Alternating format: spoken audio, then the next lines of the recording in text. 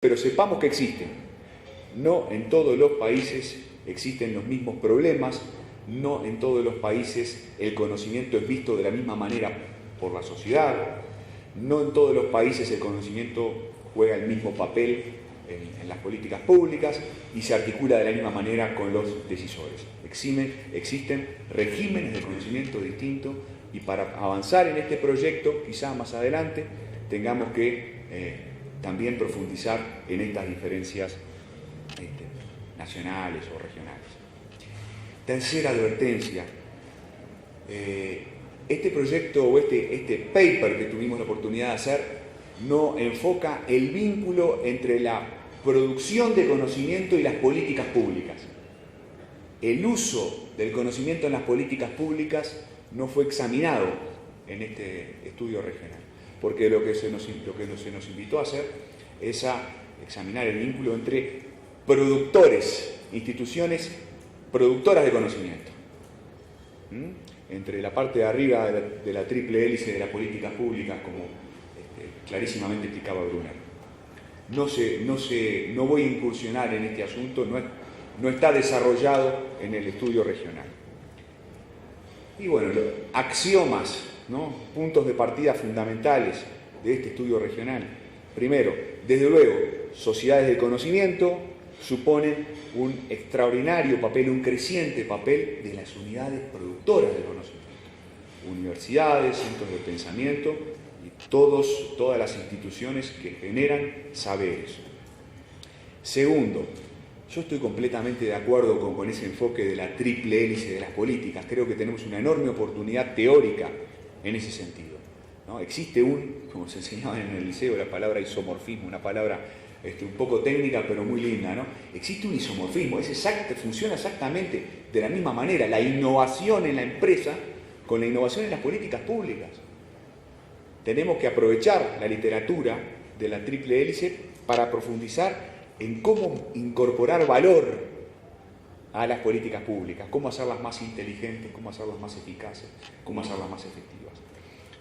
Entonces, completamente de acuerdo, está fantásticamente bien planteado por el profesor Brunner en su conferencia que escuchamos recién. Lo tercero, me parece clave para analizar el asunto de las universidades y de los centros de pensamiento, esta distinción clásica que también fue evocada por Horacio y por José Joaquín entre M1 y M2, una distinción que tiene raíces muy antiguas, pero que fue formulada en estos términos por Gibbons y otros un poco antes de una conferencia muy importante sobre la educación superior que organizó UNESCO en París. Permítame, porque nadie está obligado a conocerlo, que presente rápidamente cómo es este asunto del M1 y el M2. Créanme que es útil para lo que viene después. El modo tradicional de producción científica, este M1 o MP1, bueno, lo que solemos hacer los investigadores, lo que suelen hacer los científicos cuando trabajan en las universidades, cuando trabajan con sus pares, cuando trabajan, como explicaba José Joaquín, para publicar en las mejores revistas arbitradas del mundo, aún al precio de que te lean los tres árbitros de ese journal, y nadie más, ¿no? Un modelo que privilegia el desarrollo de las disciplinas, muy jerárquico, ¿no? Con criterios de pertinencia definidos por la comunidad científica, o sea, los que validan que esté bien o mal, que sea útil o no lo que tú estás escribiendo, lo que tú estás produciendo, son tus propios colegas, los colegas de tu propia disciplina. Bueno, es más bien quizás el modelo norteamericano, o la manera en que nosotros vemos desde el sur el modelo norteamericano. Sin embargo, lo que argumentaban Gibbons y sus colegas allá, 94, 95, 96, 97, fines de la década del 90, es que el mundo está girando, en el contexto del desarrollo de las sociedades del conocimiento, hacia una nueva manera de producir ciencia. Una nueva manera de producir ciencia. La ciencia que no se produce tanto en el laboratorio o en la universidad, sino la ciencia orientada a resolver problemas concretos y por lo tanto ciencia producida en el contexto de su aplicación. Ciencia que tiene que ver con las demandas que vienen de la sociedad, que trata de responder a las demandas que vienen de la sociedad, que trata de solucionar problemas específicos. Es más, para decirlo en términos antiguos, se acerca más al concepto de ciencia aplicada y se aleja del concepto de ciencia básica. Un conocimiento producido en red, no tanto, ¿no?, desde los saberes de los sabios en las universidades, sino un conocimiento que parte de la base de que hay muchos saberes valiosos que vale la pena poner en contacto, que vale la pena poner en comunicación. A mí me hace acordar, hace un ratito conversábamos con don Bolívar, conversábamos sobre la importancia de estudiar la historia de las ideas, ¿no? Y él me decía que siempre arranca su curso de historia de las ideas allá por el siglo V a.C., ¿no? Y yo cuando siguiendo esa misma percepción, ¿no?, cuando trato de explicar la importancia de que sean escuchados saberes distintos, siempre me acuerdo del mismísimo Aristóteles. Porque para Aristóteles no estaba solo el saber del sabio, como le había enseñado su profe, ¿no?, era don Platón. No estaba solo el saber del sabio. Tan importante como el saber del sabio es el saber de la gente, ¿no? Hay algunas frases extraordinarias, ¿no?, en la política de Aristóteles. Dice: ¿quién sabe más? ¿Sabe más el constructor de la casa o el que vive en ella? ¿Quién conoce mejor los problemas de la casa? ¿El sabio o el usuario? ¿Quién sabe más cómo está hecha una comida, si está bien hecha o mal? ¿El que la cocinó desde su saber? ¿El sabio, el chef, ¿no?, o el que tiene la oportunidad de consumirla, ¿no?, de comerla? Y así todo. ¿Quién sabe más? ¿Un sabio o muchísimos ciudadanos reunidos? Y Aristóteles decía: el usuario, los muchísimos ciudadanos reunidos tienen mucho para decir y quizás puedan saber más que el mismísimo sabio.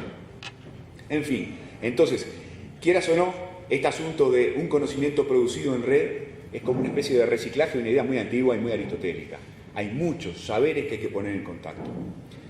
Por eso mismo, por la idea del contacto, un conocimiento que es transdisciplinar, que cruza las disciplinas, ¿no? Que no es que el politólogo piensa que el economista no tiene mucho para decir porque anda a saber qué, ¿no? Es el economista trabajando con el politólogo, trabajando con el antropólogo o la antropóloga, en fin, son trabajando con los que tienen un saber fabricado en otro lado y más allá de las disciplinas.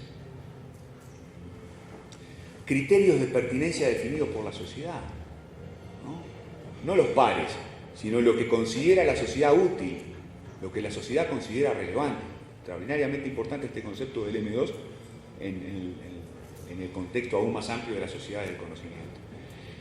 A mí me gusta pensar que sin perjuicio de que en las universidades, como trataré de mostrar un poco más adelante, se ha avanzado hacia este nuevo modo de producción de conocimiento, el M2 es el modo de producción de conocimiento más cercano a la lógica de los centros de investigación, a los centros de pensamiento, a los viejos think tanks o nuevos think tanks, ¿no? Porque el think tank está pensando siempre, ¿no?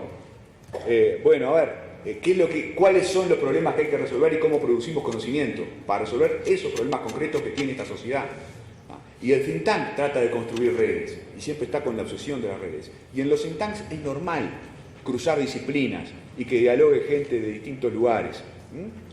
Y no hay criterios tan marcados de jerarquía como en las universidades, en fin. Diría solo, por eso anoté ahí lo de la tradición de Córdoba, diría solo que la tradición universitaria latinoamericana, que a veces yo escucho en mi país y en otros lados cuestionar tanto, tiene una cosa muy hermosa, que es que en la tradición latinoamericana, en la tradición de Córdoba, está esta idea, formulada quizá como extensión, ¿no?, por los fundadores del movimiento de Córdoba, por los reformadores de Córdoba, ¿no?, en el 17. La idea de que el conocimiento tiene que ser socialmente útil, de que el universitario no puede estar encerrado en su torre de marfil y que tiene que estar en contacto con la sociedad que lo rodea y tratar de dar una mano para que todo funcione un poco mejor. Hechos estos apuntes introductorios, algunos sobre el panorama de la oferta, muy rápidamente, porque José Joaquín lo explicó clarísimamente. Pero bueno, sí, si yo tuviera que poner algo así como etiquetas, diría: ¿qué ha pasado en los últimos tiempos en América Latina desde el punto de vista de la oferta de producción de conocimiento. Y sí, ha habido una fuerte expansión de las universidades, estamos en las 3.500 o algo así, sobre todo de las universidades privadas. Yo lo he visto en mi país, ¿no? En Uruguay existía una gran universidad, la Universidad de la República, fundada en el siglo XIX, y en la década del 90, en el contexto del giro hacia el mercado, que se vio en Uruguay como en todas partes, se crearon universidades privadas. Y ahora hay un panorama más diverso, más amplio, más plural. Fuerte expansión, por lo tanto, de universidades privadas, un extraordinario crecimiento de la matrícula, ¿no? Según algunos datos, la matrícula se multiplicó por 12 en América Latina en 1970. La literatura sobre esto, que yo no conocía y he empezado a conocer un poco más gracias a este proyecto, muestra que no hay una universidad, y José Joaquín lo señalaba, no hay un solo tipo de universidades en la región. Hay enormes diferencias en las universidades.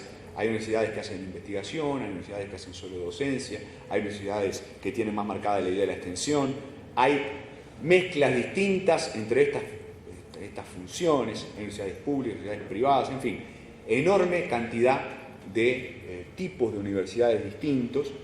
Claro, como muy bien se decía, no todas hacen investigación, ¿no? Quizá bastante menos del 10%, como mostraba José Joaquín. ¿Qué otra cosa ha pasado desde el punto de vista de la oferta de producción? Y sí, hemos asistido a la proliferación de los think tanks en la región. Es otro fenómeno extraordinario, muy novedoso. No quiere decir que no existieran antes. En realidad, hay algunos que son bastante viejos. En Uruguay, por ejemplo, hay uno que se fundó en la década del 50, el CLAE, que forma parte del estudio de caso elaborado por mi colega Landoni para Uruguay. Pero bueno, en todo caso sí, hay una fuerte expansión de los centros privados, think tanks de distintos tipos. Ahí al final de la lámina ven en signo de interrogación freno y la expresión mutantes. Quiero explicar de qué se trata, porque son fenómenos que tienen que ver con lo que está pasando con los think tanks. Estos son datos del proyecto de McGann. Ustedes saben que hay un proyecto que hace años trata de contar cuántos think tanks se establecen por año y cuántos think tanks hay en el mundo. Bueno, miren, este es el número de centros establecidos por periodos de 1900 en adelante. Son datos que llegan en este caso hasta el 2007. Bueno, verán, ¿no? una gran expansión en todo el mundo. A ver, números de think tanks establecidos. Y en el mundo hay como un freno